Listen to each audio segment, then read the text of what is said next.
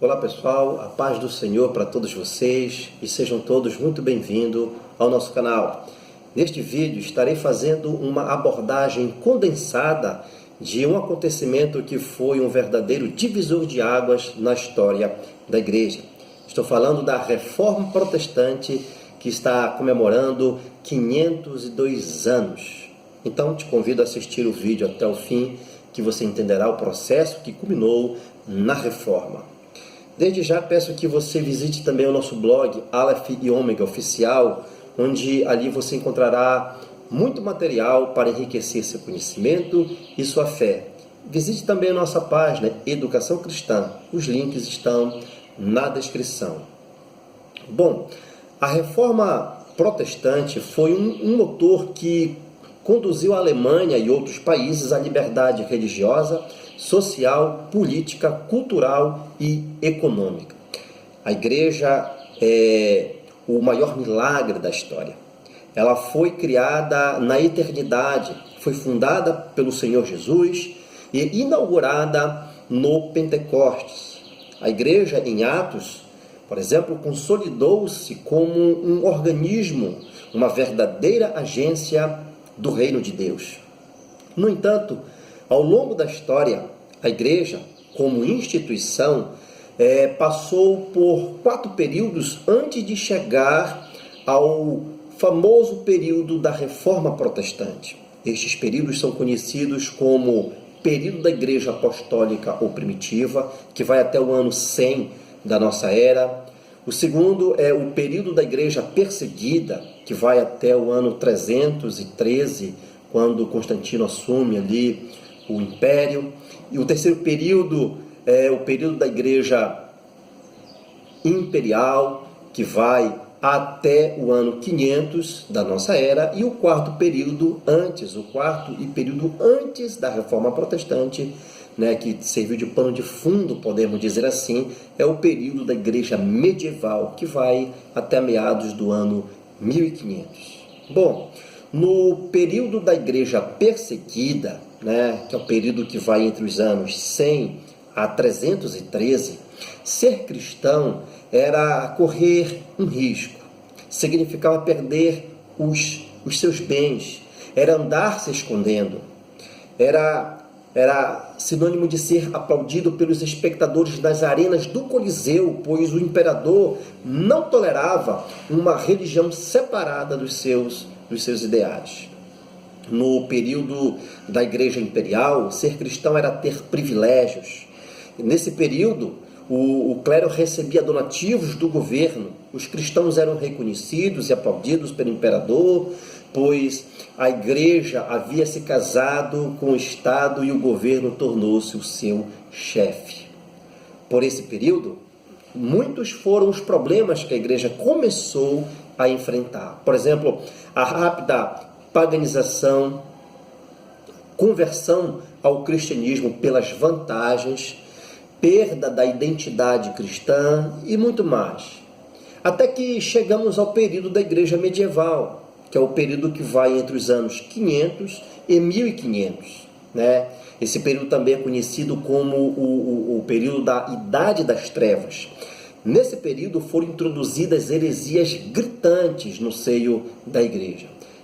Por exemplo, oração pelos mortos, sinal da cruz, uso de velas, veneração de santos falecidos, uso de imagens como objeto de veneração, missa como um sacrifício incruento de Cristo, exaltação de Maria como a Mãe de Deus, purgatório, água benta, celibato, inquisição, venda de indulgências, transubstanciação, proibição da Bíblia aos leigos, proibição do cálice de vinho ao povo no momento da comunhão e etc. Nesse tempo, as grandes propriedades territoriais da igreja, isentas de tributação, causava indignação aos demais proprietários sobretaxados para compensar aquelas isenções. Além do que a intromissão do Papa em questões políticas produzia sérios questionamentos à sua autoridade. No apogeu do catolicismo romano, por exemplo, o Papa Inocêncio III proclamou-se vigário de Deus, né? Ou seja, substituto de Deus e não só de Pedro. Portanto, a ele deveriam curvar-se todos os reis da terra. Inocêncio III pregava que a igreja era o luzeiro maior, que iluminava o dia, e que o Estado era o luzeiro menor, que iluminava a noite. Isso de acordo com Gênesis 1,16. Ele dizia ser o Papa que conferia ou tirava a coroa dos soberanos. E assim pode-se imaginar os efeitos que a arrogância do Papa produzia entre os reis e a nobreza. Bom, diante de tudo isso, né, o ambiente era favorável à certeza de que alguma coisa precisava ser feita, colocando fim a tamanha manipulação social alicerçada na fé. Este estado de decadência e apostasia da igreja urgia uma reforma. Bom, com isso começa a surgir a Renascença no final do século XIV e início do século XV. No norte da Itália, a Renascença foi um movimento cultural que tirou dos domínios de Roma o controle da economia, das artes, da ciência, da política e da religião. A Renascença produziu também uma volta aos clássicos e assim começou-se a estudar o Novo Testamento no original da língua grega, conseguindo com isso enxergar quantas distorções foram introduzidas no cristianismo. Bom, como eu disse, 5 são as áreas que a Renascença tocou, abalando o domínio absoluto da igreja, no caso, a economia, a arte, a ciência, a política e a religião. Até a Renascença, a Igreja Romana mantinha total controle sobre a economia. Sua política econômica incentivava o voto à pobreza, enquanto seus cofres se abarrotavam de dinheiro. Eles pregavam nesse período que era virtuoso, era uma virtude ser pobre. Entretanto, surgiu na Europa uma nova classe social, a burguesia, que explorava através das navegações largos horizontes de riquezas. Bom, a igreja mantinha também absoluto controle sobre as artes. Quando o artista pintava uma tela, por exemplo, trazia o rosto de uma pessoa e o corpo de um anjo. Porém, nesse período, surgiu Leonardo da Vinci e Michelangelo, humanizando a arte através das suas obras, ou seja, deixaram de ficar pintando rostos humanos e corpo de anjos, de divindades, e passaram a explorar o corpo das mulheres, o corpo dos homens, e enfim. Bom, ao longo dos anos, o romanismo promoveu o obscurantismo, mantendo o povo, tanto quanto possível, sob o manto da ignorância. Aqueles que se manifestavam de forma diferentes eram tidos como hereges, como foi o caso de Galileu Galilei, por exemplo, que disse que a Terra era redonda em contramão com o que ensinava a igreja de que a Terra era plana. Por conta disso, Galileu Galilei pagou um preço. Bom, havia um verdadeiro concubinato entre a igreja e o Estado, entre o poder clerical e o poder político. Não se sabia ao certo o limite entre o poder do Papa e o poder do imperador. Por essa época, mais especificamente em 1450, ocorreu também a invenção da imprensa por Johannes Gutenberg, possibilitando assim a impressão de vários exemplares da Bíblia Sagrada. Desse jeito, dessa forma, com todos esse ambiente, com esse palco armado, estava aberto o caminho para a reforma. Não obstante o sucesso da reforma protestante ser muitas vezes atribuída a Martim Lutero, outros antes dele foram ousados como precursores do movimento reformista. Por exemplo, John Wycliffe, um erudito inglês e polemista demolidor, conhecido também como Estrela da Alva da Reforma, expunha as escrituras em linguagem simples, condenava com veemência o poder exorbitante do papado, condenava também a doutrina da transubstanciação. Temos também John Hus, um natural da Boêmia, atual República Tcheca, né, que em 1402 foi nomeado reitor e pregador da Capela de Belém, o que favoreceu o avanço dos ideais da Reforma, pois ali suas mensagens fervorosas desencadearam um movimento reformador.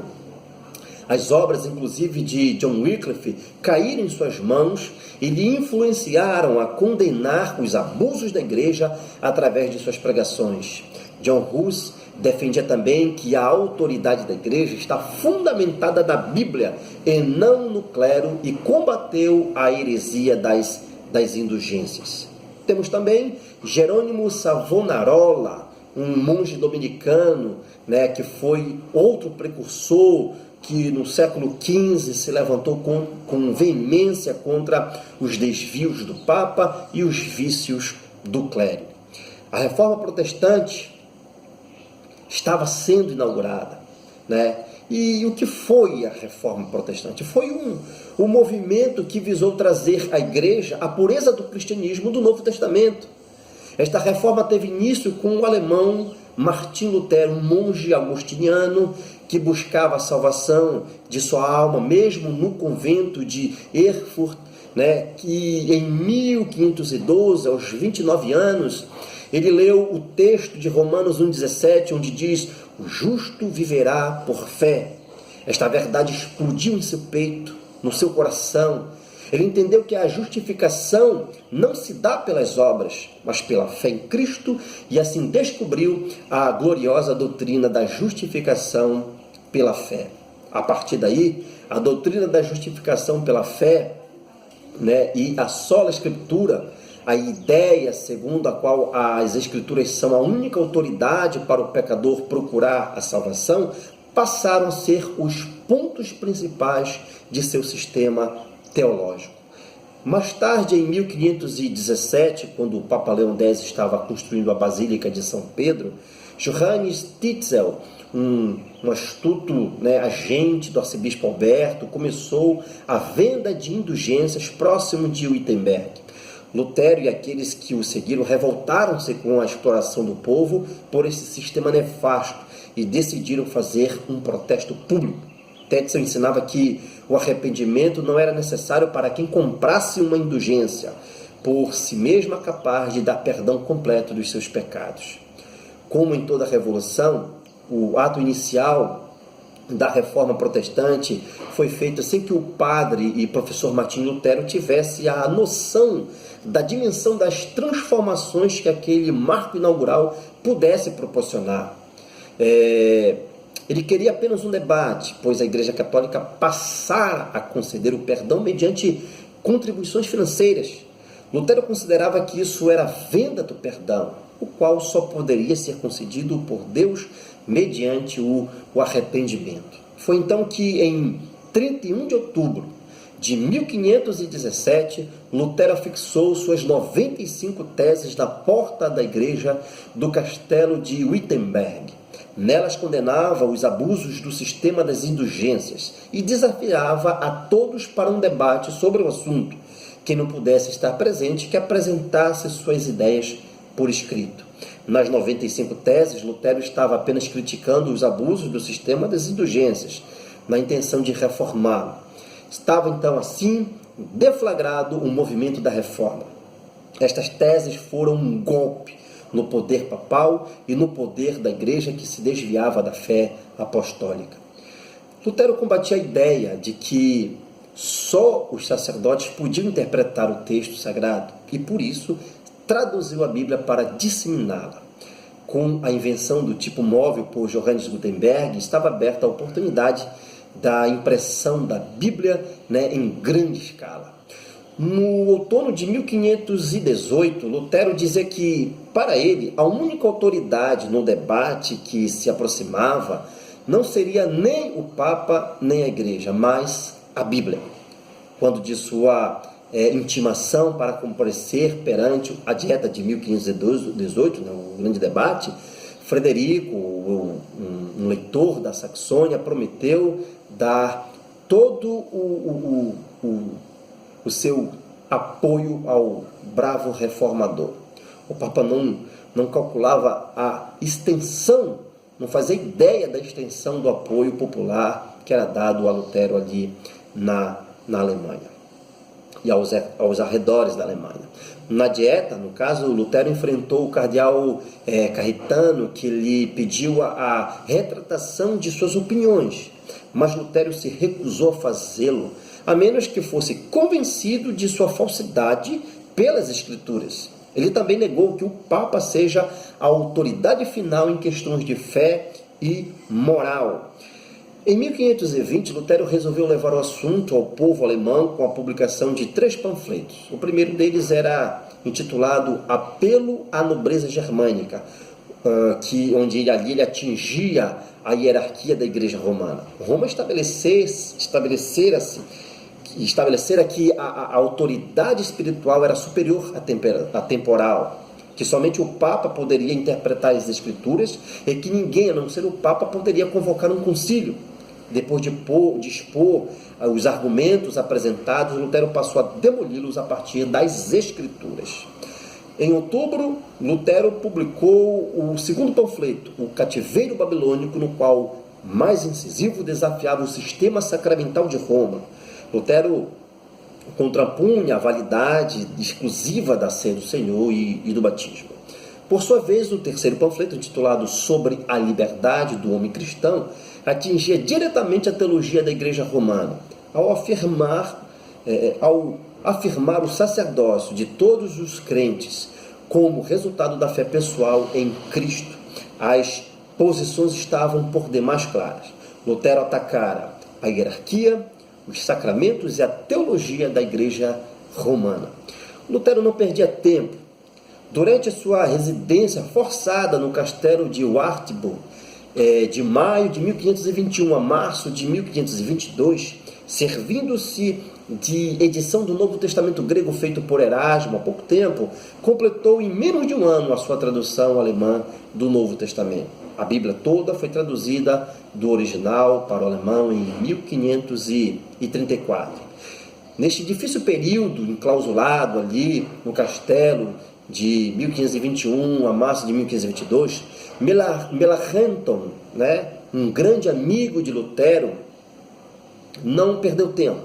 Sua pequena obra sobre a teologia dos reformadores de Wittenberg saiu no ano de 1521. Este livro, escrito em latim, foi o primeiro tratado teológico da Reforma, tendo alcançado inúmeras edições durante a vida do autor e fazendo dele o teólogo do movimento luterano. Lutero escreveu também sobre os votos monásticos, em que convocou monges e freiras a repudiarem seus votos prejudiciais, a deixarem a clausura e a se casarem. Uma segunda dieta, realizada em 1529, revogou a dieta anterior e declarou que a fé católica romana era, por lei, a única fé. Os príncipes luteranos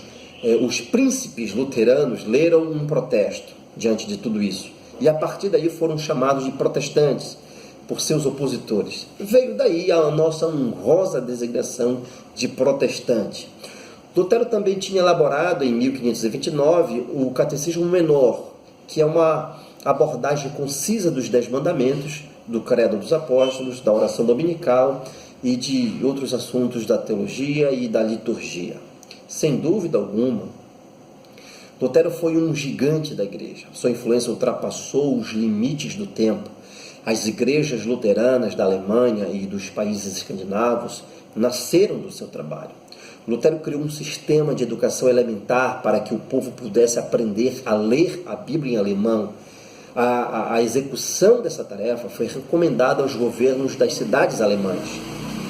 Em 1530, ele lembrou aos pais o dever de enviarem seus filhos à escola. A educação elementar compulsória teve nesses esforços seus primórdios. Ele também interessou-se pelas escolas secundárias e pela educação universitária. Lutero, enfim, recolocou a pregação em seu devido lugar, restabelecendo um meio de instrução espiritual largamente usado na igreja primitiva. para substituir a igreja como autoridade, ele apresentou a Bíblia como a regra de fé e prática infalível que todo crente sacerdote poderia usar para se orientar em questões de fé e moral. Paralelo a tudo isso, Ulrico Zwinglio liderava a reforma nos cantões do norte da Suíça. Os dois se encontraram no outono de 1529 no castelo de Marburg, de propriedade de Philippe Diez. Eles concordaram em 14 das 15 proposições teológicas da reforma. Em 1536, o francês João Calvino declarou-se protestante. João Calvino foi o grande cérebro da reforma e o sistematizador das doutrinas reformadas. Sem dúvida alguma, Lutero foi um herói nacional, tido em alta conta ao mesmo tempo por príncipes, camponeses, humanistas e senhores, até que em 1546 o reformador morreu, ficando com Melanchthon a liderança do movimento luterano. Bom, resumidamente, as proposições teológicas que serviram como pilares da reforma protestante são os chamados 5 solas, frases latinas que surgiram para enfatizar a diferença entre a teologia reformada protestante e a teologia católica romana.